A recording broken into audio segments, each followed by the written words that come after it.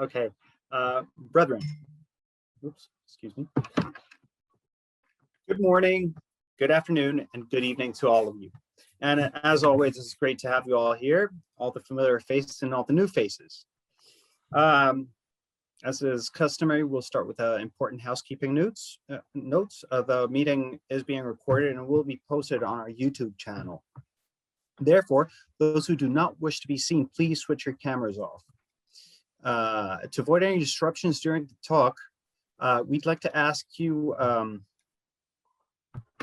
to switch your microphones off throughout the talk, and then in the Q&A session following the talk, you can ask Colin Jackson, today's speaker, a question using the hand up icon, which can be found on the right-hand side of your screen. Once you've done that, wait for your name to be called out. We'll call you out, and you can ask your question. To save your spot in the queue, you can do that throughout the talk. Just raise your hand, and you'll be called in order. Please remember to ask questions and not generic statements. That's very important, so we can avoid chat. As always, we're giving away 2 of our bespoke mugs, and for a chance to win, please answer the following rather easy question. What are the 2 known names of the earliest Masonic manuscript? Please type in your answer in the chat section, and the 2 first ones are going to win. It's the same one, not 2 different ones. The same manuscript has 2 names. Okay, type in your questions.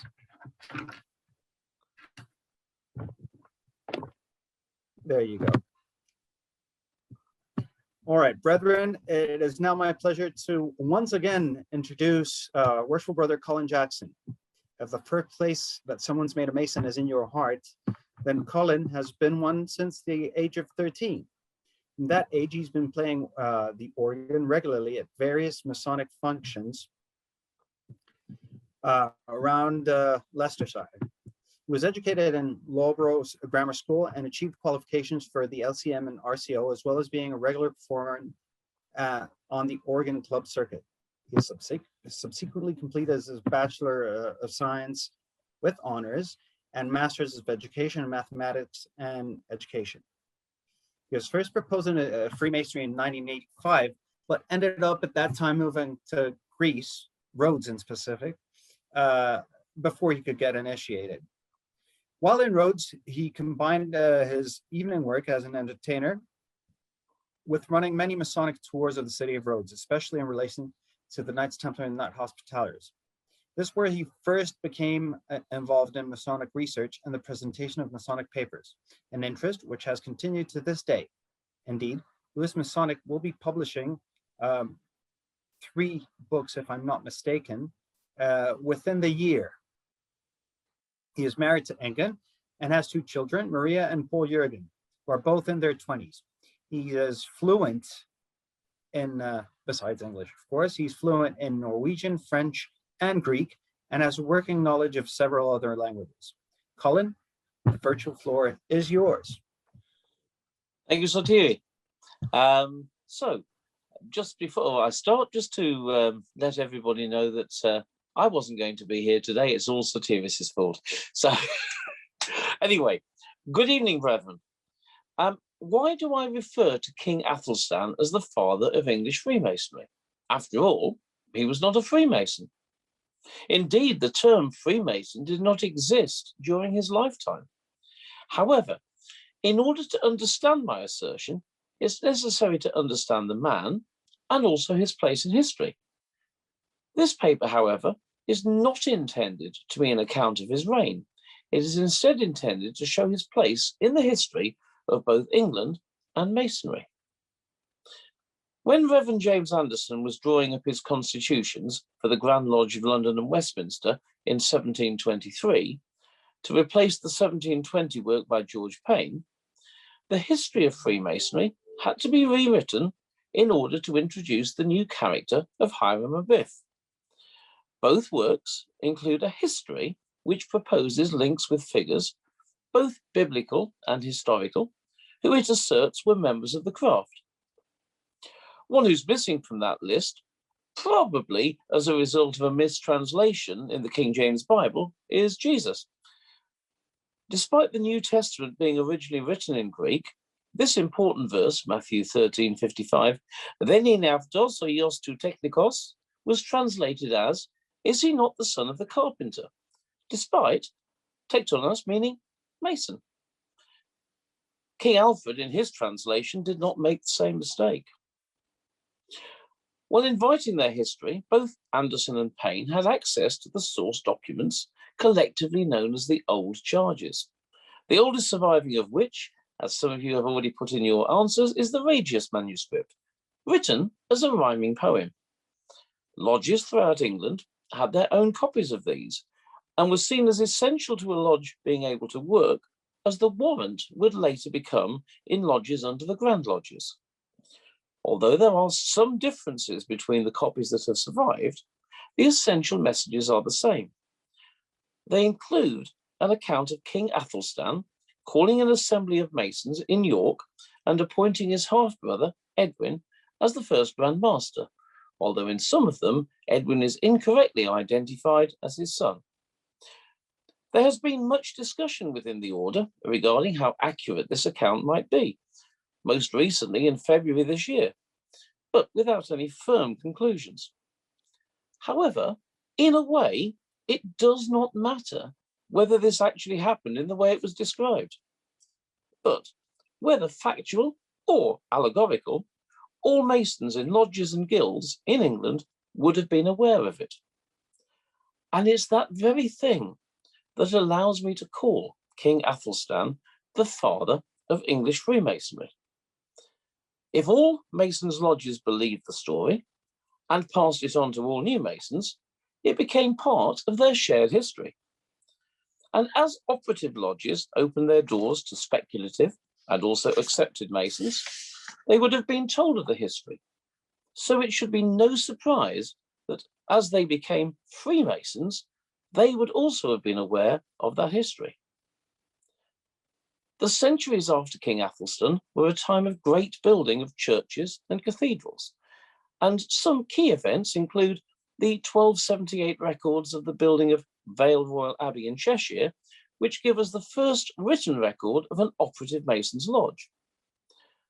The 1352 records of the building of York Minster are the first ones to show the laws and regulations of the Masons in a separate form to the old charges. And their 1408 records again show female Masons being employed. The 15th century was also the first time that there are records of operative and accepted Masons in the same lodge, and was also the first recorded use in English of the word Freemason. I think it's therefore fair to assume that King Athelstan was important to Masons in the centuries following his death. So let us look at the background of the man I call the father of English Freemasonry in greater detail. And in doing so, we will probably discover why he was so important that there is a Masonic order that bears his name. So named after Boaz, great-grandfather of David. These words are very familiar to everyone present. They remind us that although the names of King David and his son King Solomon are those most alluded to in the craft degrees, the story really begins with Boaz. His actions in having his kinsman remove his shoe to renounce his claim on marriage to Ruth are alluded to in more than one Masonic ceremony. That action then repeated by him, then doing the same when arranging his own marriage to Ruth with her father, the Moabite king Eglon, the removal of a shoe becoming a sign of unconditional agreement. In the same way, in order to fully understand the importance of Athelstan to the history of England, we need to look firstly at his great-grandfather, Ethelwulf, or Noble Wolf, who was king of Wessex from 839 to 858, and who had previously been sub-king of Kent. He was a pious king, who was the first recorded English king to make a pilgrimage to Rome in 855, with his son, the future King Alfred. During their meeting, Pope Leo IV reportedly anointed Alfred as the future king, despite Alfred having 3 older brothers. On both legs of the journey, they stayed with Charles the Bald, grandson of Charlemagne, who at the time was king of West Francia, but who would later on become the Holy Roman Emperor, Charles II. Interestingly, on his return trip, Ethelwulf met and married Charles's 13-year-old daughter, Judith. In another break with tradition, Judith later became the first Queen of Wessex. Previous wives of kings of Essex and Wessex, including Alfred's mother Osburga, had not been given any title. Ethelwulf died in 858, but Alfred had to wait until 871 to become King of Wessex, as his 3 elder brothers, Ethelbald, Ethelbert, and Ethelred, all became king before him. The early part of his reign was characterized by defending and consolidating his kingdom, primarily against Guthrum, king of the Danish Vikings. The Treaty of Wedmore established their mutual borders, which led to an uneasy but lasting peace. Guthrum converted to Christianity and took the name Athelstan, with Alfred becoming his godfather. Alfred used this relative peace to start on a program of expansion. He reoccupied London in 886 and annexed the Kingdom of East Anglia in 889, following Guthrum's death at Hadley in Suffolk. This meant that Alfred could, at that time, be rightfully called the King of England, although this was a title that he never claimed for himself. He did, however, accept the title of King of the Anglo-Saxons. He consolidated his position by a series of bivig, or burg, which were fortified settlements placed less than a day's ride apart, with no English farm or village more than 20 miles away from one. Alfred was also instrumental in introducing a dombok, or law code, that would lay the foundations for much of the reforms of his illustrious grandson. They were arranged into 120 chapters, either because in number symbolism 120 stands for law, or because 120 was reportedly the age at which Moses died, or possibly both. His dombok included some of the first translations of parts of the Bible into English, namely the Apostolic Letter, Acts of the Apostles, the 10 Commandments, and extracts from the Gospel, primarily Matthew, and part of the book of Exodus. The Apostolic Letter stated that Christ had not come to shatter or annul the commandments, but to fulfill them, and he taught mercy and meekness. This provided a link between Alfred's law and Mosaic law, as Mosaic law allowed the first offence of a transgressor to be bought off, the one exception being treachery to a lord, which Alfred then reinforced by changing Christ's commandment, love thy neighbour as thyself, to love your secular lord as you would love the Lord Jesus Christ himself. In practical terms, the most important law was probably the first one.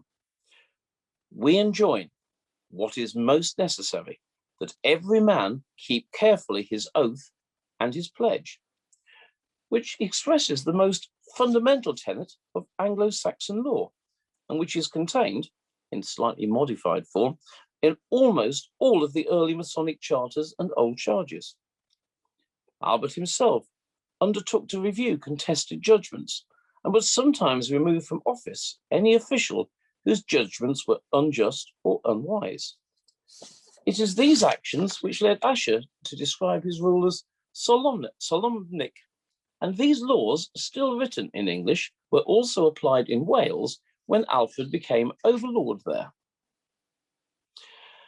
The legacy of King Alfred is also contained in the many books that he either translated himself or arranged to be translated from Latin into English. He decreed that primary education would take place in English, with higher education being in Latin. Alfred had married in 868 while his brother was still king. They had 5 known children, but the eldest, Ethelfled, being female, could not inherit the title. So it was their eldest son, Edward, who became king when Alfred died on the 26th of October, 899. Alfred's biographer, Asser, gives a detailed description of his illness, which strongly suggests that he died as a result of complications from Crohn's disease, which at least one of his grandsons, Edred, also suffered from. Alfred left us a reasonably united Christian kingdom, one which was much better educated than the one he inherited, and was eventually succeeded by his son, Edward, the first person in the West Saxon royal house to be given that name, which means protector of wealth. He was crowned on the 8th of June 900 at Kingston upon Thames. In the late 10th century, he became known as Edward the Elder, thanks to him being given that name by the monk Wulfstan the Cantor, also known as Wulfstan of Winchester, in his book Life of St. Ethelwald, in order to distinguish him from Edward the Confessor. I say eventually because his cousin Ethelwald, not the same one, the son of Alfred's elder brother, King Ethelred, also had a just claim to be king. Ethelwald held the titles of King of Northumbria and King of Essex, and was a senior Etheling, or Prince of the Royal Blood, eligible for kingship.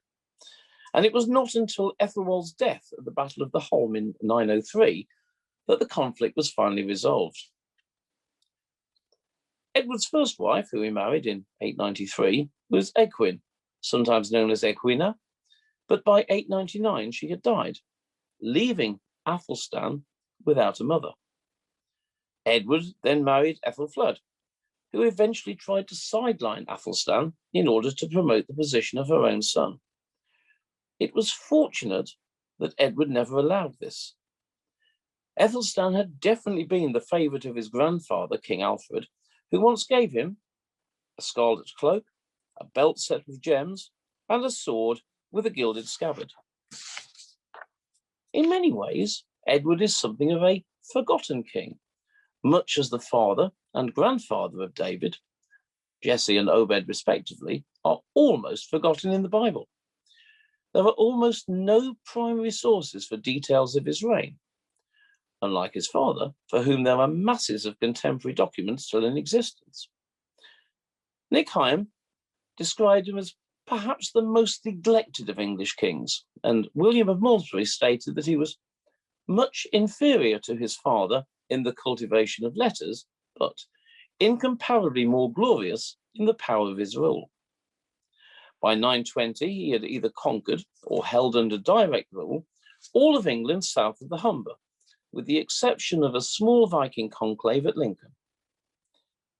He extended King Alfred's network of burghs into the new territories, as well as taking over and refortifying those built in Kent, Essex, Mercia, and Northumberland by his cousin Ethelwald. And this explains why so many modern place names end in Berg or Bur or Berg or Berry, and why a borough is now called an administrative district. Edward died on the 24th of July, 924, and his eldest son, by his wife Elfled, who was called Elfweird, briefly became king, but he died 16 days later without being crowned. This meant that Athelstan became king of the Anglo-Saxons and was crowned on the 4th of September, 925. By 927, he had conquered the last Viking enclave of Jorvik, or York, and was declared king of the English. Although this date may seem slightly at variance with the date of 926 given for the ceremony in the order of Athelstan and the creation of the first Grand Lodge of England at York, it is not. The historical date for the conquest of York is only given as by 927, because his declaration as King of the English was in early 927, and as everybody knows, coronation dates often occurred a long time after the person became king. In mentioning the Masonic Order of Athelstan, I should tell you that this paper is, in part, based on a paper I previously wrote for this order, which includes a commentary on the ceremony and a detailed analysis of the characters and objects contained in the ceremony of a candidate submission. When I was asked just 2 days ago to write and present this paper, the task would have been impossible had it not been for my previous research and two books in particular, Giles and Ingram's 1996 work, The Anglo-Saxon Chronicles, and Lapige's Encyclopedia of Anglo-Saxon England, both of which I recommend to anyone wishing to do further research themselves.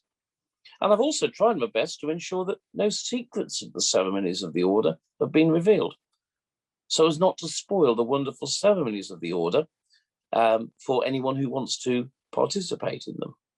If indeed you are already a member of the order, you could always ask your court and I'd be happy to deliver the full version. And if you're not a member, then can I urge you to consider joining? You only need to be a Master Mason and a Royal Arch Companion.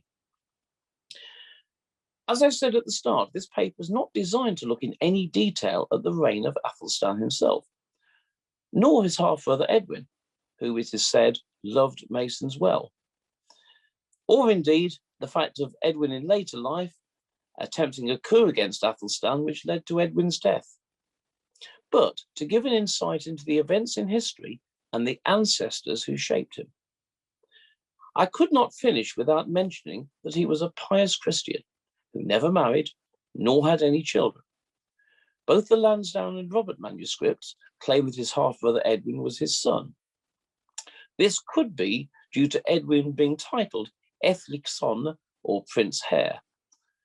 He did have foster sons, including Håkon, King of Norway, who he helped regain his throne, leading him to be known by Norwegians as Athelstan the Good. Any brother wishing to undertake their own research in more depth will be pleased to know that there are more surviving documents for the period of his reign than any other 10th century king. He's the subject of the earliest surviving portrait of a monarch. His tomb, although empty, still survives, and is depicted in a 15th century stained glass window in All Saints College Chapel in Oxford. I hope this paper inspires you to make further research of your own into the man who I believe should rightly be venerated as the instigator of the first Grand Lodge of England and his half-brother Ecgwynn, the first Grand Master. Thank you for your attention. Thank you, Colin. Brethren, before we go on to the Q&A session, I'd like to ask Charles Persinger and Maxine Priestley to send me their details. So as they won, the answer was the Regis manuscript, which was mentioned by Colin in his talk, or the Halliwell manuscript. Brethren, please feel free to shoot away with your Q&As. I think we're still waiting for some hands to go up, aren't we, Taurus? Yes. We've got Bazza here. Got Barry?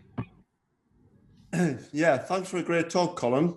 One of the most interesting programs I watched on Athelstan was Professor Michael Wood's descriptions and the 3-part series he did on King Alfred. And he talked about the removal of references to King Athelstan from the Saxon Chronicles. And yet you're saying it was one of the most documented regimes going. But the Professor Michael Wood seems to say in the contrary. Is that which way do we take it? Well, obviously, I'm aware of the work of Professor Woods, and indeed the videos that are based on his work are indeed regarded as part of the canon of reference as far as education in schools is concerned. I think what he's making reference to is the difference between the official, at the time written thing known as the Anglo-Saxon Chronicles, and the book which I referenced, which is a 1996 translation into English, not only of the Chronicles themselves, but other documents that were suppressed. And the best way I can give you it as an allegory, I'm sure everyone is aware of that there are many branches of Christianity, and they all use different books as part of the text that they regard as canon. And it's much the same thing it's hard, even though we're talking 10 centuries later, to be sure that all of the information in existence was used in a particular set of works. And in the same way that we are discovering fragments or books indeed from the Bible even today, research has brought more texts into the canon of available information than was actually written in the original Anglo-Saxon chronicles. Thanks a lot, Colin. Appreciate it. Cheers. Right. Cornelio. Thank you, Colin, for the great lecture. My question is there also the order of the Athelstan also in the Netherlands or Germany? Well, I would say in answer to your question that I am only a very junior member of the order, and the Grand Secretary of the order, I believe, is on himself, as indeed is the Grand Lecturer, and they would be more qualified than I to answer your question if it's okay to pass it over to them. Right, and is the membership is by invitation only, or can any Master Mason join? Right. As with all orders, with the exception of chapter, it is an order that is regarded as invitational. However, should you express your interest and you are a Master Mason and a Royal Arch Companion, and there is a court near you that would welcome you, one of the beauties of the order is that non-members can be invited to the festive board, where you will have an opportunity to speak to other members of the order and be welcomed and answer any questions that you may have. So the way in is fairly open. Right. Thank you. Tyrus, could we ask one of the other brethren to come on to answer Cornelio's first part of the question? Is Louis? Yes, absolutely. Louis, can you come on? Could I speak? Yeah, absolutely. Colin, Yes. I was interested very much in your talk, very educational, but I'm surprised that you missed out a description of the Battle of Brunanburh, which is in Bromberg, which is in the province of South Reged, which is the premier province in Athelstan.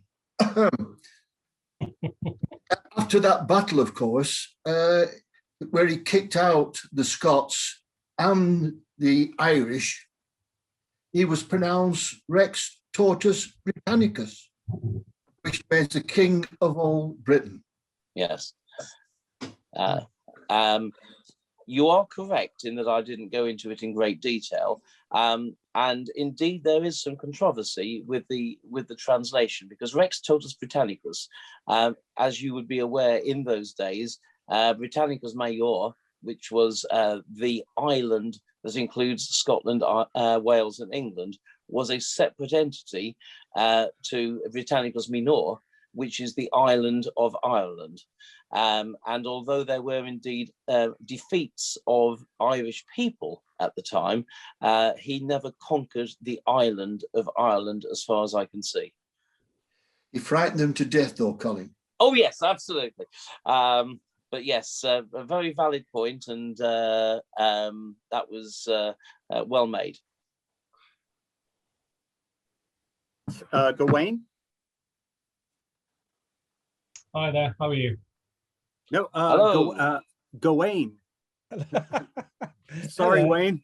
Yeah, easy mistake to make. I'm But Gawain. Wayne, would you like to Wayne or Gawain? answer yourself? Which question do you want me to answer? On Cornelio's question, actually. Okay, well, I've just posted up a map of all of the courts across the whole of the world, which is in the chat.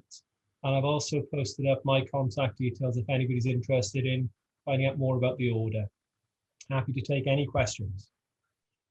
Thank you very much, Grand Secretary. And Gawain. Hi. If this is a stupid question, I apologize, but I was once told there's no such thing as a stupid question if you don't know what the answer is. So my question relates to the whole, I've spoken to American brethren, sort of, on Facebook pages, and they have a distinction, it seems, between the York and the Scottish rites. Now, when I've asked brethren at my own lodge, Phoenix 516 in Suffolk, they sort of stare at me blankly and don't really have an idea of what I'm talking about at all in terms of York versus Scottish. Now, as I understand it, the noble stone is kind of based on the guild meeting that was called in 926. And so it kind of stands to reason that if there was a York rite, then that would have some sort of, that would be an origin story for a York rite, whereas a Scottish rite would have its origin in, say, something like the Knights Templar at the Battle of Bannockburn. Is there a distinction in English Masonry between York and Scottish rite? I suppose if that's my question, because none of my brothers seem to think so. Well, essentially, and at the risk of becoming slightly Masonically political, the York rite and the Scottish rite don't exist in English Freemasonry as such. And as part of the development of Freemasonry in America, which is some half a millennium after Masonry in England, the people who were behind it got their charters originally either from English, Scottish, or Irish Grand Lodges. Right. And in many, many cases, they were military traveling lodges that eventually became repurposed as lodges in a specific locality. So in general, and this is a big generalization, the use of the terms York and Scottish rite tends to be a nod to their origin. If we were looking at the full history of Freemasonry, which is not really the purpose of this, I would have been saying that the first Masonic guild, of which there is a record in England, was actually under the Roman occupation, again in York. You may well be aware of the conflict between the ancients and moderns in terms of the Grand Lodges, which took a long time to be resolved. The group that were known as the ancients at one time attempted to trace their continuous existence back to the original King Athelstan situation all of those hundreds of years ago. Right. They had absolutely no evidence for being able to do that. They did, however, have some evidence that they were able to trace it back to the first Grand Lodge of York in 1705, which would have predated the Grand Lodge of London and Westminster in 1717. And that was again part of the sort of origin story. And what I think we were trying to make clear in this particular lecture was that the details of the origins of the story are not as important as that which people believe. And to call King Athelstan the father of English Freemasonry is not to say he was a Freemason, or indeed that the events in the old charges definitely took place, but it's to say that he was so important to Masons, and then subsequently as they became Freemasons, that he can be determined as the father of English Freemasonry. Thank you, Colin. Great. I'd like to ask our brother Brian Prince couldn't raise his hand, so I'd like to ask him to come forward and ask his question before we move on to Terry and Adrian. Yeah, thank you very much, Colin. It was an awesome lecture, but I have to confess that I would love to be able to read it at my own leisure. Is it available anywhere? Well, with my just having written it 2 days ago, or started it 2 days ago and finished it this afternoon, no, it's only available at the moment on these pieces of paper that I'm holding in my hand. Having said that, the recording will be available on Freemasons Without Borders within the next week or so, and I'm quite certain that anyone competent as a secretary or similar would be able to listen to it and produce a transcript for you. Thank you. Great. Terry Burt. Good evening. Thank you very much for your presentation this evening. You, without being too York-centric, you mentioned the ancient names of York. One I think you said was Jorvik, or was it Yerfik? Yervik. An interpretation of Efferwick, which is Lodge number 1. Yes. Well, Yervik being the Scandinavian name, Vik as a place name ending, which normally becomes witch in English, means inlet. So Jorvik would be the inlet there. For example, where we live in East Anglia, we have the original towns of Norwich and Suffolk, which became Norwich and Ipswich. So those that ending was the name that was given from their Scandinavian influence, and it was Jorvik, the second letter being an O with a line through it. Thank you. Great. Adrian, friend. Thank you. Good evening, everyone. Colin, Yes. I'm doing some research on a particular topic in the Order of Athelstan. How come some of the sites give conflicting information? Like Athelstan's half-brother, on one of the sites, it says he died 14 days after his brother. On another site, it says he died 3 weeks after. How do you know which site gives you the right information? Well, the first thing I would say is, if you are using the internet for research, 90% of it at least will be wrong. You need to go back to the source books, and I mentioned two in particular that will give very useful information within the talk, but there are others. I've got, in facsimile in its original language, extracts from the original Anglo-Saxon chronicles, and if you are able to undergo a little bit of paleography and can therefore turn those Anglo-Saxon words into modern ones, obviously the source material is the best. But those particular two books that I mentioned, they have used the original source material but turned it into English. So if you don't feel confident with looking at the original source material in its original language, I can recommend those two instead. Thank you. Great. Othman. Othman, there you go. Thanks, Colin. As far as I know about Athelstan, that he was meticulous at keeping record. And while most kings have scribes to write the record for him, he was tend to write it himself. And that he learned that from his father, Alfred, because Alfred was very knowledgeable and multilingual. How far of any of the records survived to tell us the story, the one that's written by him? Well, there are records everywhere from the British Museum and indeed around the world. And there are even written records in the archives in Norway.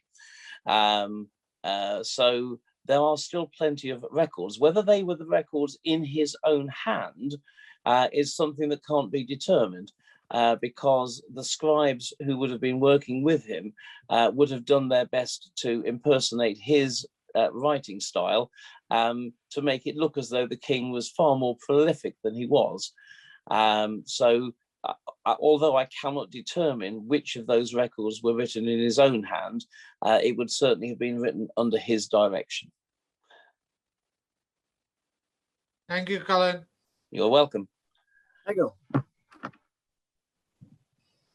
Yes, you mentioned Jorvik. Is that referred to the place in Norway, the town? I'm sorry, either it dropped out, or okay, Jorvik. Yes. Does that refer to the town in Norway? No. Jorvik, when we talk about it in relation to King Athelstan, was the name that was given to the city that became York in English. Okay. And indeed, there was a strong connection between Jorvik in Norway and indeed Jorvik in England, which is part of the reason that King Athelstan took on King Haakon as his foster child. And as we know, Håkon I'm born in Norway, so. That's fine. Well, you've had many illustrious kings called Haakon, and I take it this refers to Håkon the Good. Haakon the Good, and of course Athelstan the Good, or Athelstan the Good, as he's known in Norway, is the person we've been talking about today. Yep. Thank you. with his name being spelt with a AE joined together at the time. The Scandinavians, I shan't say Norwegians, at the time would have pronounced his name as Athelstan. That is correct. Yes, well, Norwegian is one of my languages, so I feel fairly confident with that. I know. Ismail? Hello. Hello. Hello. You getting me? Yes, I can hear you. Okay. My question is just exactly if the king represent the father of English Freemasonry. Yes. And we think in the English Freemasonry represent the mother of all Freemason around the world, regular or irregular. Well, what mean exactly father of English Freemasonry? If the English Freemasonry is the mother of all Freemasons around the world. Okay, I understand what you're saying, but I would not make the assertion that English Freemasonry is the mother of Freemasonry all around the world. The reason being is that at the same time as we had English Masonry, and I say that as separate to the word Freemasonry, we had Masonry existing in other places. Now, the word Freemason didn't exist in the English language until the 1400s. And at that time, lodges in Scotland were already well established, as indeed were lodges in Ireland. So to say that Athelstan would be a figure in all of Freemason would be to deny the very importance of the lodges that existed in Scotland and the lodges that existed in Ireland, and indeed, as far as we're led to believe, in other countries. In particular, the Scottish lodges were the first to have somebody join them who would have been known as an accepted Mason. And in those days, an accepted Mason being someone who was allowed to join in the lodge, but who was not a Mason themselves. It took nearly 60 years more for the guilds in London to have a ceremony of exception to bring in non-operative Masons into the guilds. So I think that it's important to remember that there is a wide history of Masonry and subsequently Freemasonry in countries other than England. It's just that the English records Freemasonry have survived in much greater quantities than those in Scotland.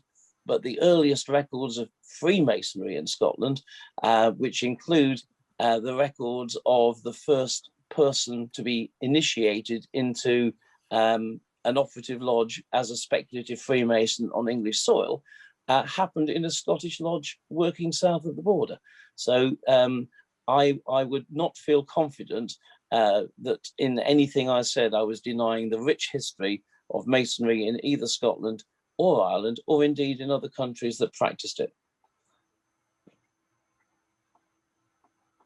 Ismail. Malcolm. Good evening, Colin. Thank you for a superb presentation. My question relates to the cloak and the sword given by King Alfred to Athelstan.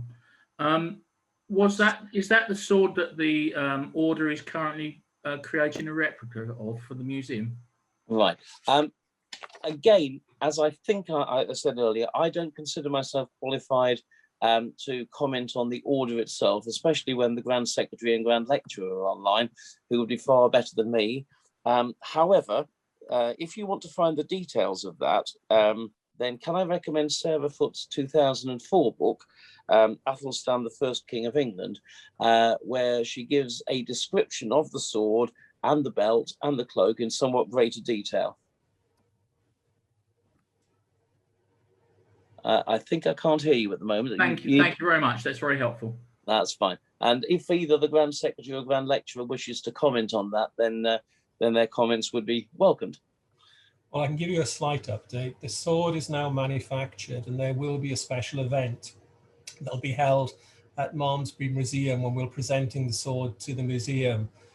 Details will be circulated to the members of the order in due course, but we're hoping it'll be a great celebratory event for the order. Thank you very much.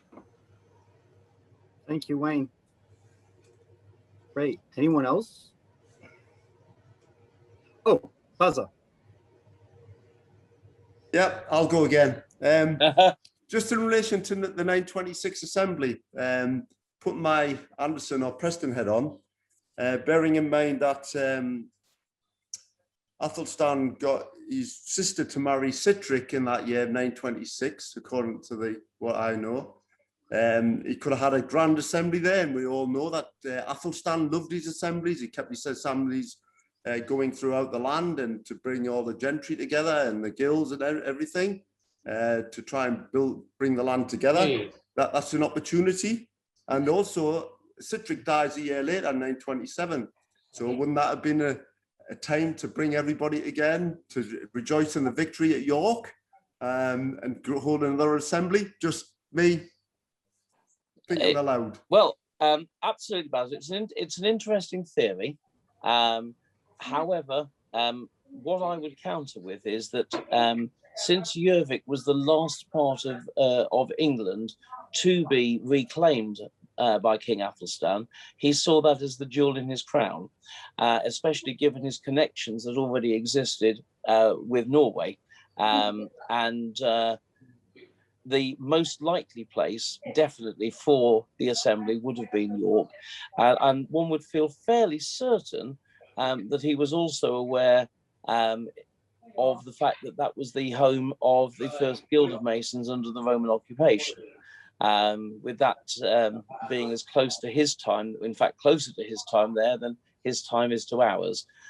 So although you're quite right in saying that he could have held assemblies elsewhere, the assembly that actually makes the difference to the history of Athelstan and his connection with Masonry, I think we can feel fairly confident that it was the one in York. Yeah, I was just supporting the events that happened at the time he's married. Yes, oh yes. Marriage. But the fact that he held assemblies everywhere else in the country would support the fact that he would have held some kind of assembly at York for the marriage of his sister and the victory at York. That not the fact. No, I mean, I'm agreeing with you, as indeed you're agreeing with me. But I just wanted to give a little bit of background as to why York or Jorvik was the important place for him. Thank you. Cheers. Thank you, Buzzer. Is there anyone else that'd like to ask a question? Yes, Geraldine. I can see Geraldine with a hand up. Yeah. You mentioned, pricked up my ears. You mentioned that women were involved in masonry in York, the building of York Minster. Or how was this a very regular thing that women were masons as well? Webinaari tulossa. Mitä kolmannen asteen? Hello. It's okay. I couldn't hear you properly because of Hannah. Well, let me give you the simplest answer first. That women in Freemasonry were an important part of Masonry before the word Freemasonry existed. Yeah, so I meant Masonry. I meant, were they Masons? They were absolutely Masons. I'm doing a talk in just over 2 weeks' time for the Order of Women's Freemasons. I'm the other side. Well, I'm quite certain that they would allow anyone from HFAF to attend. And if you were to ask them. But in that, I'm going to go through the full history of women Masons and women Freemasons. And indeed, in that talk, you will hear about the earliest records, which include those of the first recorded instances of women becoming masters of operative lodges, the details as to the rules for operative working for female masons who had inherited their position on the death of their husband, which was they had to employ one journeyman in order to be allowed to continue as master. And all of this is well documented. There are plenty of instances then of women Freemasons, the earliest ones of which predate the organisation of the first Grand Lodge of London and Westminster. Yeah. It wasn't until the constitutions, which I mentioned, the 1720 constitutions, that women were forbidden from joining Masonic lodges in England and Wales. So women have been making an important contribution to Masonry and subsequently Freemasonry for some 700 years. Colin, that could be a great talk for one of your next lectures with us. Well, I've promised the Order of Women's Freemasons that they will be the first to receive the lecture. And maybe HFAF afterwards then. If HFAF would like to contact me, I'd be very happy to do the same. Yeah. If Maxine Priestley is still on, listen up. Yeah. But I'm equally sure that since, as you know, the three Grand Lodges have incredibly good social relationships, we do. Although we can't attend one another's meetings, right. That I feel absolutely certain that if you were to ask the OWF, they would be more than happy to allow you to attend that lecture and then maybe recommend it to your own organisation. That would be great. Thank you very much. It's been very, very interesting. Thank you. Excellent, Geraldine. Thank you very much. Great. Brethren, thank you very much. Very Colin? quickly, do you want to go to Rita Wiley? She had something that she wanted to show. Rita? Rita? You're on mute. I know you said earlier about the Scottish and York rites. Well, I have a picture in my study, which I have up, and I'd just like to show you all. So you can see it? Yes, I have the same picture actually. Oh, good. It shows you all the steps in Freemasonry. Yes. In American Freemasonry. Yeah. Yes. Yes. As I sort of mentioned at the time, those are, if you like, constructs that were sorted out primarily by American Masons. There is indeed a rite which is known as the English rite, which is the subject of another one of my lectures, and it describes the steps that are taken as you move through and then choose one of three paths within Freemasonry in England and Wales, and it's completely separate from the idea of those American-based rites in that the degrees are not numbered, it's just a progression. Yes.